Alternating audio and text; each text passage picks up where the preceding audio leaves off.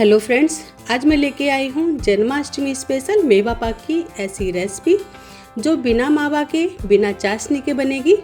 और फ्रेंड्स, ये no fail recipe है। सबको टेंशन होती है ना, पाक सही से सेट नहीं होगा, बिखर जाएगा, तो आज उन सभी समस्याओं का निवारण है ये वीडियो। तो चलिए बनाना शुरू करते हैं जन्माष्टमी स्पेशल मेवा पाक की ये रेसिपी। तो यहाँ पर हमने ये आधा कटोरी बादाम लिए थे, उनमें से 5-6 बादाम को बीच से काट लिया है और बाकी के बादाम को छोटे छोटे टुकड़ों में काट लिया है। आधा कटोरी काजुओं को भी हमने छोटे छोटे पीसेस में कट कर लिया है और 10 से 12 छुआरे लिए थे, उनको भी हमने बारीक काट लिया है। साथ में ही 5 से 6 अखरोट को भी हमने बारीक काट लिया है और इसके साथ ही आधा कटोरी किशमिश ली है और साथ में ही 2 चम्मच खरबूजे के बीज लिए हैं और 1 कटोरी घी लिया है ड्राई फ्रूट को भूनने के लिए और 1 कटोरी नारियल को कद्दूकस करके ले लिया है और 1/4 कटोरी हमने ये चिरौंजी ली है और 2 चम्मच हमने ये गोंद लिया है, 2 चम्मच खसखस ली है और 2 चम्मच सौंठ पाउडर लिया है और इसके साथ ही 1 कटोरी मखाना लिए हैं। वजन में लगभग ये 100 ग्राम होंगे। इसके साथ ही 1 नारियल का गोला लिया था, उसमें से कुछ लच्छे हमने इस तरह से निकाल लिए, ये मेवा पाक में बहुत अच्छे लगते हैं, और बाकी के नारियल को हमने इस तरह से कद्दूकस कर लिया था। चलिए अब सारे ड्राई फ्रूट को हम भून लेते हैं। तो यहाँ पर हम एक कढ़ाई लेंगे, उसमें थोड़ा सा घी डालेंगे। कढ़ाई में हमने 2 छोटे चम्मच घी डाल दिया है। अब इसमें हम सबसे पहले गोंद को डालेंगे। तो गोंद को आप थोड़ा थोड़ा करके ही भूनिएगा, सारा एक साथ डाल लेंगे तो गोंद अच्छे से फूलेगा नहीं और भुनेगा भी नहीं। तो इस तरह से थोड़ा थोड़ा करके डालेंगे। देखिए हमने 2 चम्मच गोंद डाला था, कितना फूल के बड़ा बड़ा हो गया है। अब चलिए गोंद को हम निकाल लेते हैं और इसी तरह से हम सारा गोंद भून लेंगे। और ये देखिए गोंद को हमने भून लिया है। चलिए इसमें थोड़ा सा घी और डालेंगे। अब इसमें हम ये मखाने भून लेंगे और गैस की फ्लेम को लो रखेंगे और सारे ड्राई फ्रूट हम लो फ्लेम पर ही भूनेंगे इस तरह से। और ये देखिए मखाने हमारे अच्छे से क्रिस्पी हो गए हैं। इनको हम इतना ही भूनेंगे और अब चलिए इनको हम एक प्लेट में निकाल लेते हैं। अब इसी कढ़ाई में हमने थोड़ा सा घी और डाल दिया है। अब इसमें बारीक कटे हुए बादाम डालेंगे।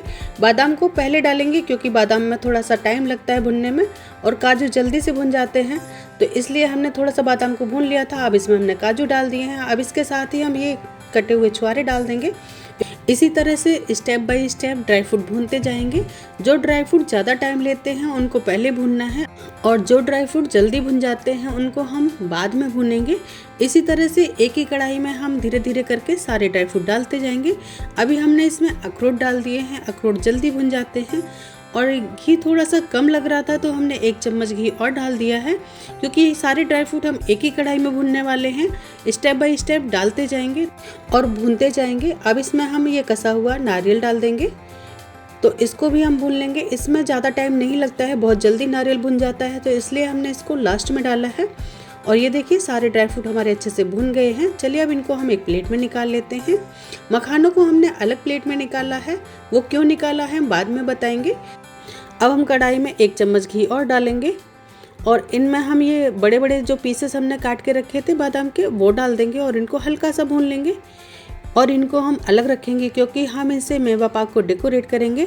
इससे देखने में मेवा पाक बहुत ही अच्छा लगता है। अब उसी कढ़ाई में हमने किशमिश और चिरौंजी एक साथ डाल दी है और दोनों को एक साथ ही भून लेंगे, क्योंकि इनको भूनने में बहुत ज़्यादा वक्त नहीं लगता है, सेम टाइम में ही दोनों भून जाते हैं। तो चलिए इनको भी हम निकाल लेते हैं। किशमिश और चिरौंजी अच्छे से भून गई है। अब उसी कढ़ाई में हमने ये नारियल के लच्छे जो काट के रखे थे उनको भी हल्का सा रोस्ट कर लेंगे। रोस्ट करने से ड्राई फ्रूट में खुशबू अच्छी आती है और ये क्रंची भी हो जाते हैं और मिठाई की सेल्फ लाइफ भी बढ़ जाती है, तो इसलिए ड्राई फ्रूट अच्छे से रोस्ट करने चाहिए। और ये देखिए नारियल के लच्छे भी हमारे अच्छे से रोस्ट हो गए हैं। चलिए इनको हम एक कटोरी में अलग निकाल लेते हैं, क्योंकि इनको हम ऊपर से डालने वाले हैं। अब उसी कढ़ाई में हम ये खसखस और खरबूजे के बीज भी डाल देंगे। इनको भूनने में बहुत ज़्यादा वक्त नहीं लगता है, सिर्फ घड़ी देख के आप 2 मिनट भूनिएगा, बस ज़्यादा भूनने की ज़रूरत नहीं पड़ेगी। और ये देखिए खरबूजे के बीज और खसखस हमारे भुन गए हैं। इन्हें भी हम उसी प्लेट में निकाल लेंगे जिसमें हमने सारे ड्राई फ्रूट निकाल के रखे थे। अब इसमें हम ये गोंद को मिक्स कर देंगे, क्योंकि गोंद छोटा छोटा है तो हमें इसको तोड़ने की ज़रूरत नहीं है। मखाने को हम थोड़ा थोड़ा तोड़ लेंगे। आप चाहें तो इसको पल्स मोड पर मिक्सी में भी चला सकते हैं, लेकिन हम इसे थोड़ा सा मोटा मोटा ही रखेंगे, तो इसलिए हम इसे इस तरह से तोड़ लेंगे। आधे मखानों को हम तोड़ लेंगे और आधे को ऐसे ही रखेंगे। क्योंकि जब आप मेवा पाक को खाते हैं तो बीच बीच में जो मखाने या ड्राई फ्रूट के चंक्स आते हैं बहुत ही टेस्टी लगते हैं, तो इसलिए हम ड्राई फ्रूट को थोड़ा सा मोटा मोटा रख रहे हैं। आप चाहें तो मिक्सी में इसको दरदरा सा पीस लीजिएगा। अब ये कैसे पता करें कि हमें गुड़ या चीनी कितनी डालनी है, तो हम एक कटोरी से ये सारे ड्राई फ्रूट नाप लेंगे और ये देखिए पूरी 4 कटोरी मेवा हुई है, तो इसके हिसाब से हम 2 कटोरी गुड़ लेंगे। आप चाहें तो इस जगह पर इतनी ही चीनी भी ले सकते हैं, यानी कि जितना सामान उसका आधा ही आपको चीनी या गुड़ लेना है। और अब कढ़ाई में 1 चम्मच घी डालेंगे और घी को मेल्ट होने के बाद इसमें डालेंगे गुड़। फ्लेम को मीडियम रखेंगे और लगातार चलाते हुए इसको हम मेल्ट करेंगे। हमें गुड़ की कोई चाशनी या तार नहीं बनाना है, हमें गुड़ को बस इतना मेल्ट करना है कि इसमें मोटे मोटे से बबल्स आने लगेंगे। बस इतना ही हमको इसको बनाना है, एक सिरप जैसा।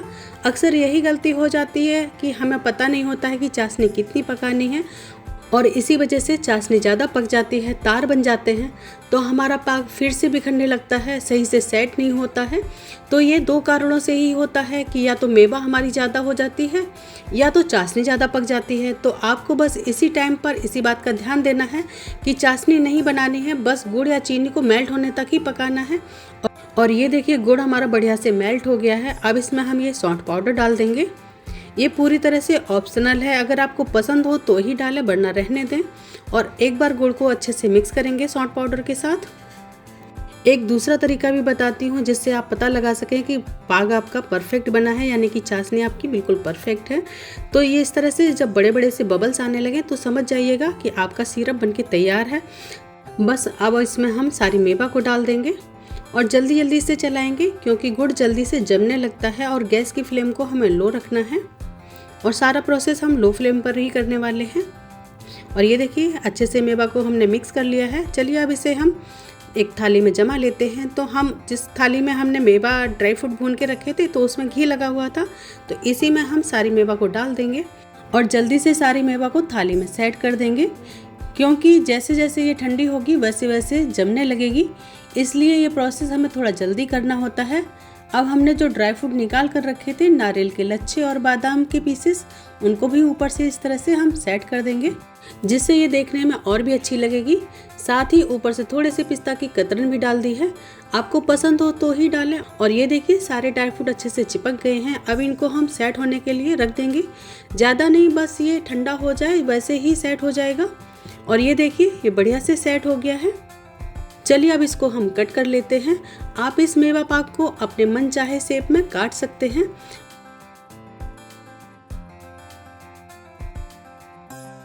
और ये देखिए ना टूटा है ना बिखरा है, एकदम बढ़िया हमारा मेवा पाक बनके तैयार हुआ है।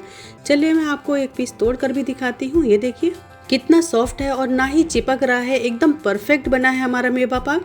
तो बिल्कुल तैयार है हमारा जन्माष्टमी स्पेशल कान्हा जी का भोग प्रसाद मेवा पाक, बिना चाशनी, बिना मावा के, बिना बिखरे, बिना टूटे और बिना किसी झंझट के, घर पर ही कुछ सिंपल सामान से। तो आप भी ज़रूर बनाइए कान्हा जी के लिए ये भोग प्रसाद और मुझे कमेंट में ज़रूर बताइए कैसी लगी आपको मेरी आज की मेवा पाक की रेसिपी। उम्मीद करती हूँ आपको मेरी ये रेसिपी पसंद आई होगी। तो वीडियो को लाइक, शेयर और सब्सक्राइब करना बिल्कुल मत भूलिएगा। मिलते हैं एक और नई रेसिपी के साथ, तब तक के लिए राधे राधे।